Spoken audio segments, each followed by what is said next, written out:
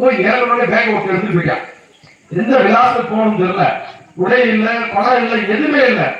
எப்படி அந்த இடத்துக்கு போகணும் தெரியல. அப்படி பல்வேறு விதமான கஷ்டங்களை அனுபவிச்சு அந்த மாநாடு நடக்கக்கூடிய மாநாட்டு இடத்துக்கு போயிடுறாரு. போய் அந்த மாநாடு நடக்குது. அவருக்கு முன்பாக எத்தனையோ பேர் பேசுறாங்க. நிறைய ஆங்கில புலமைகளை தன்னை மதத்தை பத்தி நாங்க அப்படி நாடு இருக்கிறோம் அப்படின்னு நிறைய தத்துவார்த்தங்களை பேசி அந்த கூட்டத்துல ஒரு பெரிய ஒரு எழுச்சி வந்து பெருசா தெரியல. அந்த அரங்கத்துல சுவாமி விவேகானந்தருக்கு பேச கொடுக்கப்பட்ட வாய்ப்பை அவர் தெளிவா போயிருந்து அமெரிக்கா சகோதர சகோதரிகளே அப்படின்னு சொல்லியிருந்தார். அப்ப அந்த அரங்கமே வந்து பாத்தீங்கன்னா ஒரு 10 நிமிடத்துக்கு மேலாக உற்சாகம் இருந்தது, கைதட்டல் இருந்தது. ஏன் அப்படின்னா சுவாமி விவேகானந்தர் வந்து இந்த தேசத்தை சகோதர சகோதரிகளாக பாவிக்கக்கூடிய எண்ணத்தை வெளிப்படுத்தியிருக்கிறார், அவருடைய தத்துவத்தை வெளிப்படுத்தியிருக்கிறார்.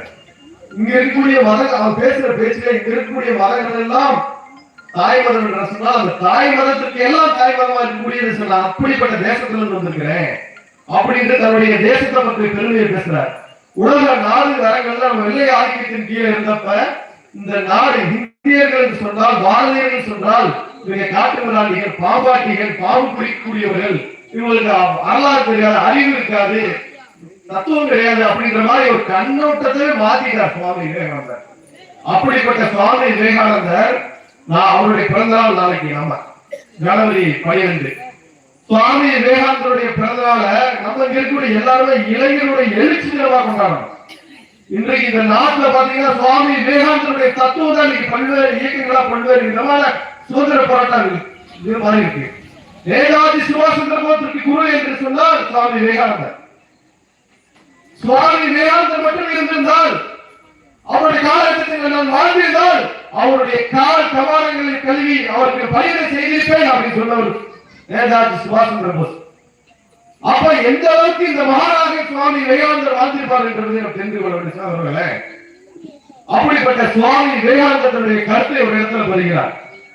இந்த நாட்டில் இந்த பண்பாட்டையும் நேசிக்கூடிய, இந்த பண்பாட்டில் வாழக்கூடிய இந்துக்களாக இருக்கக்கூடிய நாம் இந்த பண்பாட்டை விட்டு விலகி வேறு ஒருவருக்கு செல்லும் என்று சொன்னால் நம்ம எண்ணிக்கையில ஒரு நபர் குறைந்து விட்டார் என்ற அர்த்தம் கிடையாது. நம்ம கூட்டத்தில் நமக்காக ஒரு எதிரியை உருவாக்கி விட்டோம் என்பதுதான் அர்த்தம் அப்படின்னு சுவாமி விவேகானந்தர் சொல்லியிருக்கிறார். இது உங்களுக்கு புரியவில்லை. நம்ம கூட்டத்தில் இருந்து கிறிஸ்துவராகவோ முஸ்லீமாகவோ யாராவது ஒருவர் மதமாக இருக்கிறார் என்று சொன்னால் நம்ம கூட்டத்திலிருந்து ஒரு எண்ணிக்கை குறைந்து விட்டதாக அர்த்தம் கிடையாது. அவர்கள் இந்த தேசத்திற்காக, இந்த தர்மத்திற்காக எதிரானவர்கள், அவர்கள் எதிராக செயல்படுவார்கள், அவர்கள் எதிரிகள் அப்படின்ற விஷயத்தை சொல்லியிருக்கிறார் சுவாமி விவேகானந்தர் சொல்லியிருக்கிறார்.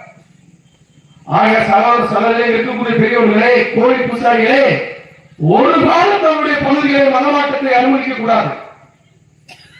அதுக்குதான் அந்த தீவிர அவர்கள் சொன்னாங்க, நம்மளுடைய குழந்தைகளுக்கு நம்மளுடைய பெற்றோர்கள் நம்மளுடைய தர்மத்தை சொல்லிக் கொடுக்கணும், நம்மளுடைய பண்பாட்டை சொல்லிக் கொடுக்கணும், நம்ம கோவில் முறைகளை சொல்லிக் கொடுக்கணும், உறவு முறைகளை சொல்லிக் கொடுக்கணும், பெற்றோர்கள் வழங்க சொல்லிக் கொடுக்கணும் அப்படிங்கிற விஷயத்தையே அருமையாக நம்ம தீவிர அவர்கள் சொன்னார். அதனால நம்ம அந்த விஷயங்களை கடைபிடிக்கணும் அப்படின்றது சொல்லிக்கிறேன். அதே போல சகோதர சகோதரிகளே, ஒரு மாணவன், ஒரு இளைஞர், குழந்தைகள் தேசபக்தி மிக்கவர்களாக வர வேண்டும் என்பதற்கு ஒரு உதாரணம், ஒரே ஒரு உதாரணம் நான் சொல்லிக்கிறேன். சொன்னாலே சுதந்திர போராட்ட வீரர்கள் சொன்னோடனே தம்பி ஒரு கூட்டத்தில் ஒரு விஜயம் சொல்லிட்டாப்புல. அந்த அளவுக்கு தான் நம்முடைய குழந்தைகளுக்கு நம்முடைய வரலாறு சொல்லித்தரோம். அந்த அளவுக்கு தான் நம்ம இருக்கோம். இது இந்த நிலை மாற வேண்டும் என்பதுதான் இருக்கும். இந்த நாட்டினுடைய விடுதலைக்காக, இந்த நாட்டினுடைய சுதந்திரத்திற்காக எண்ணற்ற பேர் உயிர் தியாகம் செய்திருக்காங்க, ரத்தம் சிந்திருக்காங்க. அப்படிப்பட்ட வீர தீர வரலாறுகளை தெரிந்து கொண்டவர்கள் மட்டும்தான் வரலாறு படிக்க முடியும். விஜயை பத்தி பேசினா வரலாறு படிக்க முடியாது. அதனால நான் ஒரு விஷயம், ஒரே ஒரு சின்ன உதாரணம் சொல்லிக்கிறேன். ஒரு வீட்டுல